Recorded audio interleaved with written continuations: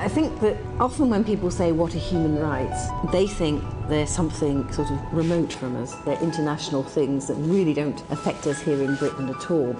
And I feel very strongly that actually human rights isn't about that at all. Human rights is precisely the opposite of that. It's actually about what it means to have dignity because we're a human being. And it's also about what it means to be an individual and at the same time operate within a society.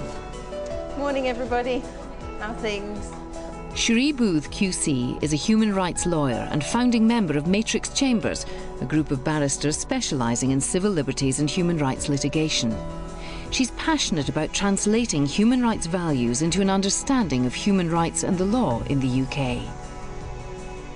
Within citizenship, across all key stages, legal and political literacy, knowledge of human rights processes and the law have been cited as particularly difficult to teach. We've brought together a cross-section of teachers who want to develop a fuller understanding of human rights and the law. And through grappling with core concepts, we'll follow them as they develop and implement ideas for the classroom. Elaine and Craig are from St Albans Primary School. Polly and Darren are from Wanstead High School. This programme will focus on Key Stage 3. Simon and Lee are from Erith Secondary School. They'll meet with various experts before testing out their knowledge in lessons using Cherie as a legal expert. I feel very strongly that we have to get over to the children at school and through them, their parents, that actually human rights really are close to home and have meaning to them in their school, in their families and in their community. It's not just a selfish thing. Human rights isn't just about me, me, me. Human rights is actually about how I operate with my rights and my integrity coming up against you with your rights and your integrity, and how do we somehow muddle along together? I just wondered whether you would say, therefore, when we're approaching the topic of human rights, whether, obviously within a school-based context, there's been a traditional tendency to focus on rights and responsibilities, but perhaps it's becoming clearer that it's actually rights versus rights. So. Well, it's both, in fact, because within the human rights, within the individual rights, it is about the fact is that you don't live in isolation, and therefore your rights to private and family life could conflict with someone else's rights to free expression, freedom of the press, those sort of things. It's how we balance those rights that's very important. Understanding a rights-based society requires a straightforward understanding of what human rights are. Human rights are inalienable, indivisible and interdependent. In claiming these human rights, everyone accepts the responsibility not to infringe on the rights of others. The Human Rights Act in the UK upholds a set of fundamental freedoms applicable to everyday life. Everybody has the right to protect their family life, their freedom to enjoy their property, their freedom to meet and discuss ideas, hold peaceful protests, think and believe what they decide for themselves is right, the freedom to practice their religion, be treated equally, freedom from the worst abuses such as torture or slavery, and of being deprived of your liberty unless by a process fairly set down in law. Erith School is a large secondary school in Bexley, Kent. Lee Faith is a citizenship specialist and head of social sciences. Simon Price-Whittle is deputy head. The Social Sciences Department teach citizenship as a discrete subject, and in Key Stage 3 students have 1 hour of citizenship a week. Lee has invited Cherie to see some of their work in action. Welcome to Erith School. Thank you for having me. I hear that you're 2,100 pupils, is that right? Yeah, you wouldn't believe it, but there are. At the beginning of Year 7, they teach an understanding of basic human rights. Recognising that they're very much part of everyday life is where they start. I'm absolutely delighted, Seven Pine, to introduce a very, very special guest. I'm sure you'll have all seen and heard of her before, but I'd like to formally introduce you to Miss Booth QC. As some of you probably know, in my real job is a barrister. And as a barrister and a Queen's Counsel, a lot of the cases I do are about human rights. Because I feel very passionately that human rights are actually something that matters to each and every one of us. to you in year 7 as much as they matter to your mums and dads or to your grandmas and granddads as they get older. Thank you very much. Lovely. So really, Seven Pine, what we're trying to do today is use Miss Booth as a fantastic resource, OK? Picture the best textbook you've ever seen on human rights, OK? And then have it walking and breathing and... Talk to you. And talking to you, and that would be Miss Booth and what she's hoping to help us with today. I want you to try and think of 3 human rights that you think you have right here, right now. I want you to tell me why it's important. Everyone should have the right to feel stuff. I mean, safe, sorry. Safe, yes. It's very important. What about the next one? Yeah, you should have the right to a proper education. Put that one there. To cross the road safely. If you cross the road safely, if you don't cross the road safely, what would happen to you? You've got nowhere to hang around. OK. So one of the most basic human rights we have is the right to life. Crossing the road safely could be a part of that. Don't forget to put your... I came around, and I know Miss Booth's been working on this group here, but do you want to just tell me, put your hands up, tell me some of the rights that you've been thinking of and why they're so important. We'll start the ball rolling with Harry. Free speech. Excellent, I really like that when I read that, Harry. Why is freedom of speech so important? So you can give your own opinion. So you can give your own opinion to people. Yeah, Luke.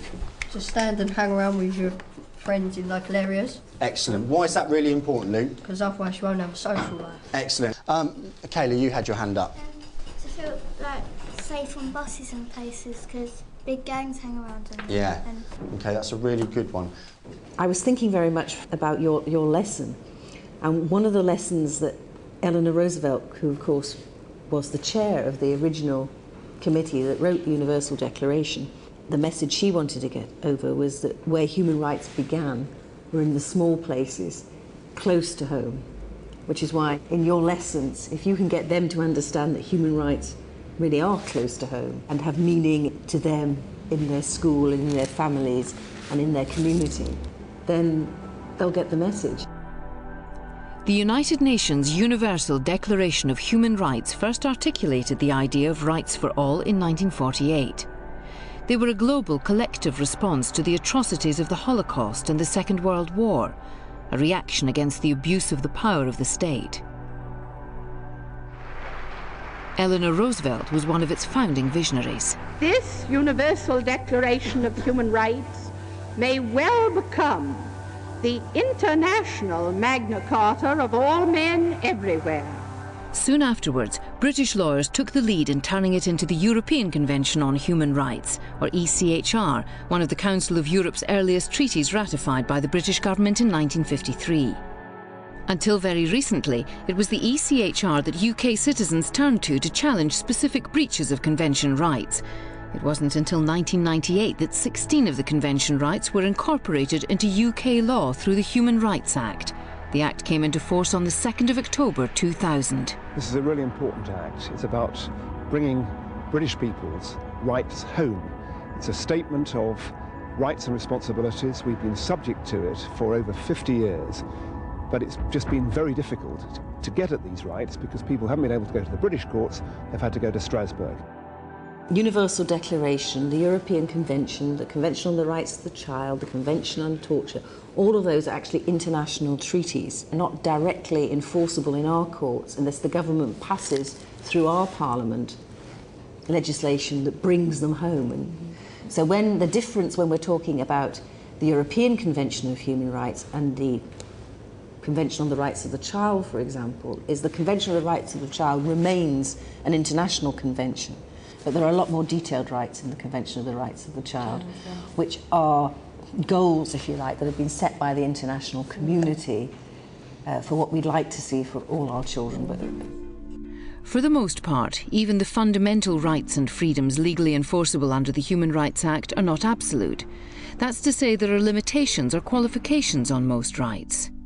Only the right to life, the right to freedom from torture, and freedom from slavery are considered absolute, and even these rights sometimes have to be seen in context. Understanding that in upholding individual rights within a society, there have to be limitations and qualifications is where the balancing of rights begins. This is where you go into your roles, OK, and you are now very, very successful and important human rights lawyers. You've got to read your case and you've got to decide, is that person having his or her human rights abused? Okay, has everyone read it? Yeah. There's a girl in year 8, he wants to be a doctor, but there's some boys in his class and they're like misbehaving, he can't get a good education. So what do we think? I think that she has a right to get a good education to be a doctor, and I think that the teachers should get rid of the boys in her class if they're distracting her. That's good. I think everyone does have a right to education, that's clear. And what are we going to do about it? How are we going to put her right to education right? Yeah? I think the teachers should be more firm with the boys in her class. If, say, the teachers, for example, exclude the child from the class, well, that's all right, isn't it, for Sanjay? Don't help because they don't get an education themselves. Yeah, because haven't they also got a right to an education? She should talk to them. If it keeps going on, just punish them. What would you start with? Well, it sounds like actually what we'd start with first is talking, wouldn't we? Yeah. But if that doesn't happen, what would we try next? Because the thing about detention, of course, is that it's something that is only temporary, isn't it? It's not cutting them out from school altogether, is it? No. So have we got to fill in our answers then? The person is not having having their human rights abused, and we think it's because they're not getting their right to education. Yeah, so that's easy. We've done that one. Okay, 7-9. Nice and quiet, please. Very quickly, we'll have Joe. Our one was Michelle, and she was 14 years old and she's disabled, and her dream, she wants to go to the Paralympics, but she wants to get the train, yet there's no access for her to get on the train. So her rights were being abused because everyone should have access to all public transport, even whatever disability they have. That's excellent, and the key there, isn't it, is that just because she's in a wheelchair doesn't mean that she shouldn't be able to do everything that she can possibly do. But would she have a right to demand that perhaps she has her own chauffeur-driven car to take her to the Olympics? Well, she should have some kind of private transport just in case anything, so she can get there, because everyone should have the same amount of rights. It's just she has a disability, so sometimes when the train might be a bit packed or something, she may be allowed someone to take her to where she needs to go.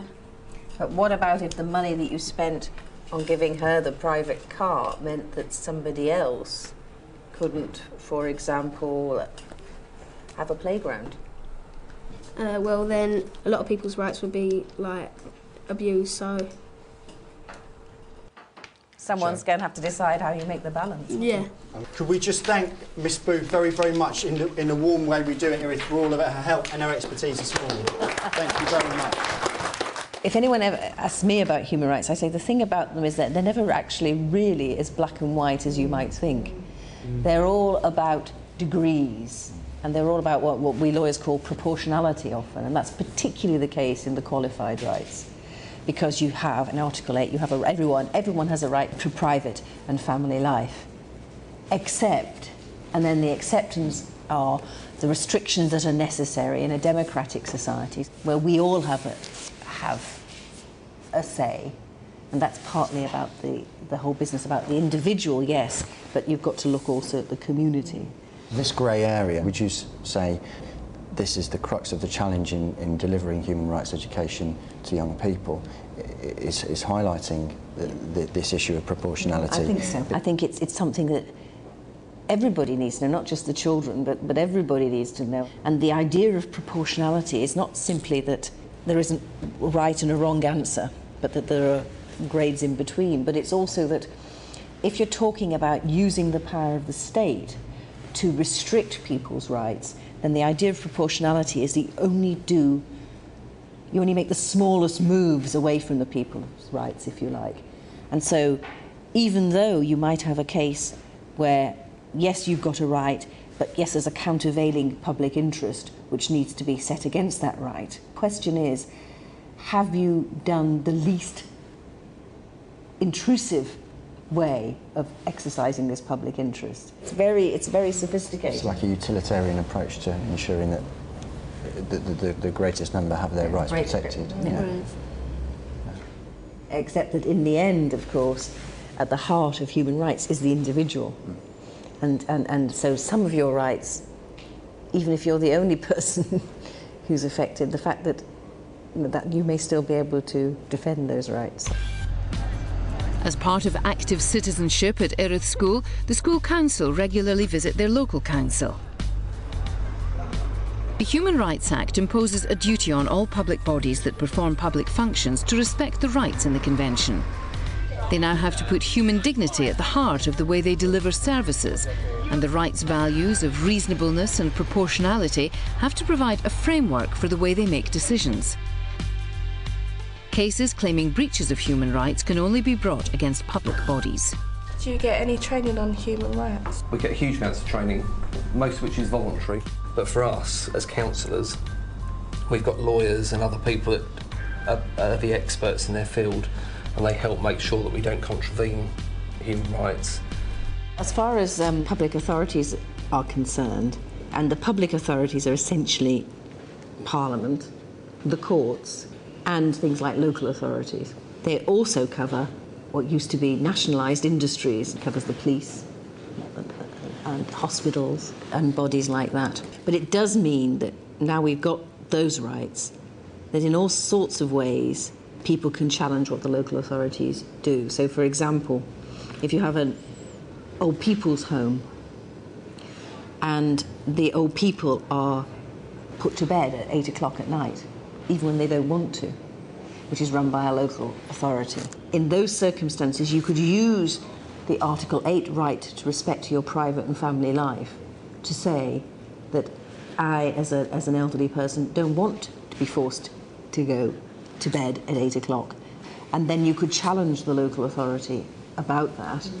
And the local authority would then have to justify why they're making everybody go to bed at 8 o'clock, and they probably wouldn't be able to do that. But you can't say that Lee is breaking my human rights, my European Convention rights. You and I, as two individuals together, you couldn't directly bring a claim for breach of human rights in that way. A key principle of the Human Rights Act is that as far as possible the court should interpret the law in a way that is compatible with Convention rights.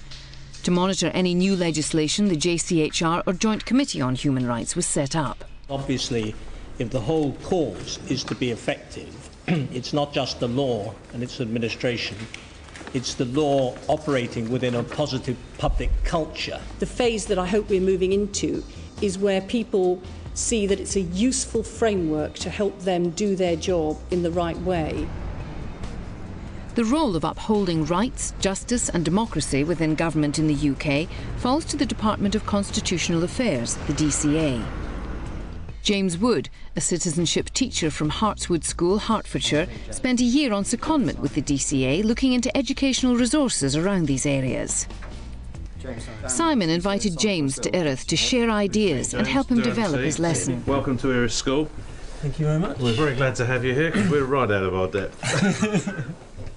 I mean, I've got experience teaching A-level law, and we talk about human rights, and they shy away because they want to do murder and manslaughter. Sure. So that's where we call upon your expertise in terms of the resources. What advice have you got for us to help us to get it really in the faces of the children in a way that they will get their heads around it very quickly and very easily? I can't really answer that, to be honest. I don't think there is a quality resource out there which I would say to you, go and get that and use that. I don't think it's happened. And I think for citizenship in general, it's about developing your own, I think. It's been that way, yeah. The really interesting thing we looked at with the DCA, and I think one thing that's quite important to consider is we were looking at, do we do this as a classroom activity? Do we do this as a school activity? Do we do this as a school and community activity? And what we came down to after a lot of work was, in a way, one without the others doesn't work. Mm. And that's the trouble. You say we want a resource. Well, actually, the resource then has to cover all of those areas. So it is a really tricky question. And we've always done that traditional activity, give them a list of rights, and then they've got to work out the responsibility on the side. But a much more difficult activity was to try and balance these rights and rights with one another. Sure. And why is it that I can say what I like, but there's limits on when I can say it and what I can say and who I can say it to? That's actually a much more difficult thinking skill, actually. Conceptually, it is, yeah. Yeah. With something like the Convention for the Rights of the Child, in terms of getting the young people to be active about this, it's my supposition that they will feel, well, hold on, if these articles aren't being upheld by law, what do we do about that? It's an enormous debate, actually, and I heard a minister talk about this and say, that's a question people ask: does the government have a role in putting across values? And you're in some murky territory there, I think, and that's one of the problems citizenship teachers have, is we suddenly have to deal with these things that haven't really been worked out. And so citizenship is a growing subject. It's developing, and it's challenging to people inside schools and outside of schools. And we need to not be afraid, I think, as teachers in schools to test it out and see what it is, and to help it evolve, and help other people outside of schools see it evolve through our practice. Human rights are commonly associated with global issues, or even referred to in the more negative rights for criminals or rights for terrorists. In Key Stage 3, a lot of teaching can focus on the global, looking around the world to see where people's rights have been infringed, and particularly investigating the experiences of refugees. It's persuading teenagers that human rights are also directly relevant to their lives, and finding a local perspective on human rights teaching that can be the real challenge. To improve their human rights resources, Simon has decided to develop a new lesson for Year 8. In an attempt to make it interesting and accessible to teenagers, he's chosen cyberbullying. And I've put on the cards various ideas like insults, racist remarks. What I think our children need to do is to separate out those which are acceptable behaviour and those which are unacceptable behaviour. And then when do you cross that boundary into the realm of bullying? What I want you to do is this. In your small group, I want you to place the card in the category of either this would be serious bullying, or it goes into the category of teasing, which you think is acceptable. You're going to die, your mum's having an affair, and they're all pretty horrible, aren't they? Simon has invited Cherie back into the classroom to engage in the lesson, testing out where cyberbullying sits within the framework of the Human Rights Act. This could be teasing as well. Yeah, maybe. So do you want to move that one down again? OK, can I have your attention then, please? You're having a bad head. Let me go around and ask each table, which was the most serious? You're going to die, rest in peace. You're going to die, rest in peace. That's a death threat, isn't it? That's pretty nasty. What's your table at the back there? Sophie, what did you say? We're going to get you. We're going to get you. That's threatening, isn't it? What did your table say? We're making racist remarks. Make it, yes. Very important, that. Which do you think, and I'll go around the tables again, is the mildest one, the teasing one that's acceptable? You're having a bad hair day? I'm having a bad hair day. Bad hair day again? Bad hair day. Oh, you're going to all stay with the same one? Yes. Now, let me just take your thinking one step further. In a sense, I think I've tricked you into looking at this in the wrong way, because there is a grey line between teasing and bullying. So I'm tempted to think that this business about teasing, if it gets out of hand, it turns very, very quickly into bullying. No, I think it's a matter of intention and context. Yeah. So what can be fairly innocuous, as you say, if you see or should have seen that it's actually really hurting that other person, then if you respect them as a human being, even if you wouldn't be hurt by it, you should take into account their feelings and stop too. Thank you very much. Now, this next part is the reason you've got the felt tips. We've got the scripts from a piece of video that we're going to show you about the victim of bullying. Where you come across examples of cyberbullying, I want you to highlight that bit. Well, I only realised what happened when I saw a couple of my classmates around a computer giggling. I went over to see what they were giggling about, and I was shocked to find a picture of myself with hateful messages written all around it, and I lost all my confidence. Let's just get 3 examples of the bad effect that it had on Julian. Made him feel sick. That's affecting his health, I'm sure. Made him feel embarrassed. Made him feel embarrassed. The legal part of it, a law must be broken somewhere in here that's harming him. Absolutely. One of the things about the law about bullying somebody or harassing somebody is that it's their reaction that's important. If you see someone's hurt by something and you carry on doing it, then even though you might say, well, I don't know why he's hurt by that, you should stop. Because if you don't stop, you could be guilty of harassing them. Thank you very much. Right, let's go to the next section now. Now we come to the teacher. Had we known what was going on sooner, the first thing we would have done was to tackle the bullies, to find out who they are and where the offending website is. The next stage would be to refer it to the Safer Schools Partnership police officer on site. Once investigations have begun, we would like to have been able to talk to Julian and advise him on how he should handle the situation. And Hayley, what have you highlighted? They said they would talk to Julian and advise him on what to do in this situation. Well, if I was the lawyer representing Julian who was taking a case against the school, I'd think that was a completely inadequate answer from the teacher, actually. Right. Because I think the school should have had policies in place to ensure, for a start, what is the school doing allowing children to have a website that children can look at in their school without knowing what's on that website? Right. And then, finally, what do they mean they would have talked to Julian? Why are they talking to Julian when who they should be talking to is the bullies? Thank you very much. Now we come to the police officer. The very first thing to do, with great urgency, is to shut down and terminate the website. To cut this off at the source and attempt to monitor whether cyberbullying is continuing elsewhere on the web. At that point, we would press charges against the bullies on the grounds of harassment. What have you highlighted that you've noticed that the police could do? Just to shut down the website at the source. Neil? Monitor whether cyberbullying is continuing elsewhere on the web. Thank you, excellent.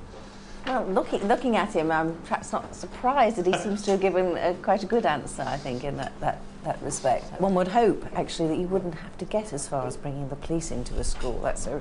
If you're getting to the stage where the police are coming in and the school's really lost control of the situation, and they shouldn't allow it to get to that stage. Right, lovely, thank you. And of course, our school would never get to that stage. Right.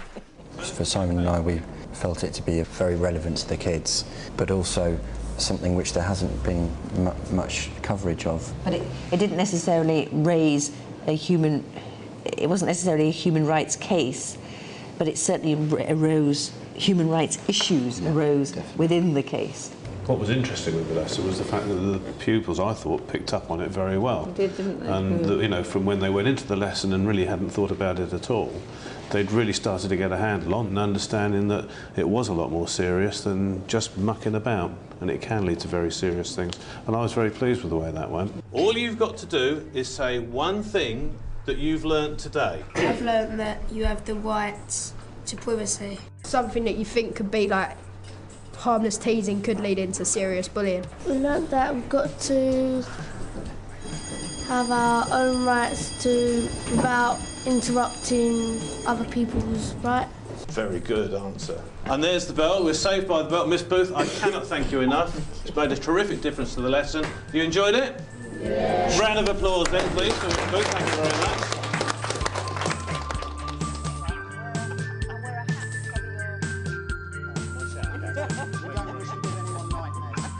That was a made-up story.